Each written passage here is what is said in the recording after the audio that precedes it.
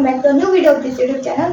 और आज हम लोग पढ़ने वाले हैं एक्सरसाइज 8.1 का सेकंड क्वेश्चन। तो चलिए शुरू करते हैं। आपको क्वेश्चन दे रखा है, मान ज्ञात कीजिए tan p minus cot r, और ये आपको चित्र दे रखा है।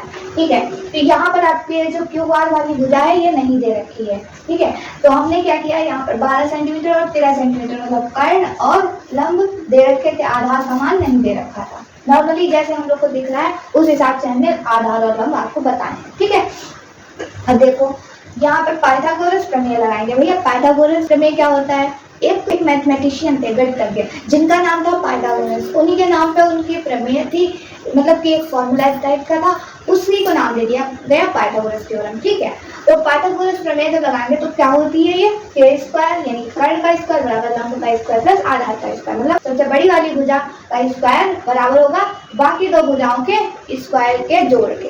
ठीक, तो हमने यही किया, 12 का कर्ण का स्क्वायर मतलब कि 13 का स्क्वायर यहाँ पर हो गया, बराबर लगाया, लंब क्या है 12 रख लिया। ठीक है, आधार हमें पता ही नहीं है इसीलिए हमने ये प्रमेय लगाई है ताकि आधार पता चल सके।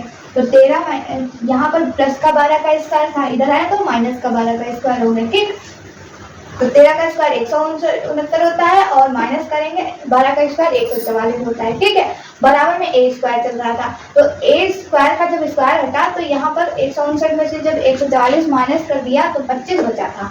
तो जो ये स्क्वायर यहाँ से हटा तो 25 के ऊपर आ गया अंडर रूट। ठीक है, एक तरफ से जब स्क्वायर हटता है और दूसरी तरफ जाता है तो वो बराबर से दूसरी तरफ जाता है तब वो अंडर रूट बन जाता है। ठीक है, तो 25 को हम लोग 5 गुणा 5 भी लिख सकते हैं। अब जब अंडर रूट के अंदर दो एक जैसी चीजें गुणा होती है तब उनको एक बार बाहर लिखा जा सकता है।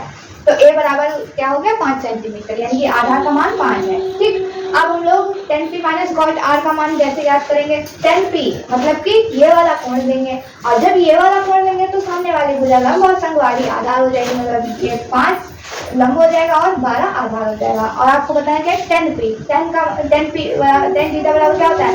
लंब बटे आधार होता है। तो लंब ये है 5 और आधार है 12, तो 5/12 हो गया।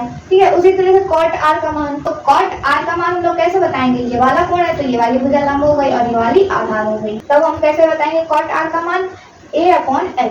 लंब जब ये था तो नीचे l का मान आएगा और ऊपर आधार का मान 5 आ जाएगा, इसलिए 5/12 आ गया इससे।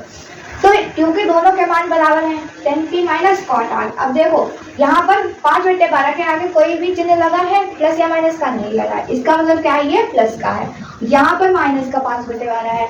जब एक चीज प्लस किया और दूसरी चीज माइनस किया तो दोनों एक दूसरे से कैंसिल हो जाएंगे। ठीक है, इसका मान 0 हो जाएगा, मतलब कि 5 में से 5 घटाओगे तो कितना बचेगा? 0 ही बचेगा। जैसे 10 में से 10 घटाओ तो 0 ही बचेगा। जैसे ही 5/12 में से 5/12 चला जाएगा तो 0 ही बचेगा, इसीलिए कहते हैं कैंसिल हो गया। ठीक, उम्मीद करते हैं क्वेश्चन समझ में आ गया होगा। अगर वीडियो समझ में आई हो तो लाइक कीजिएगा, चैनल को सब्सक्राइब कीजिएगा। फिर मिलते हैं एक और नए वीडियो के साथ, तब तक के लिए धन्यवाद।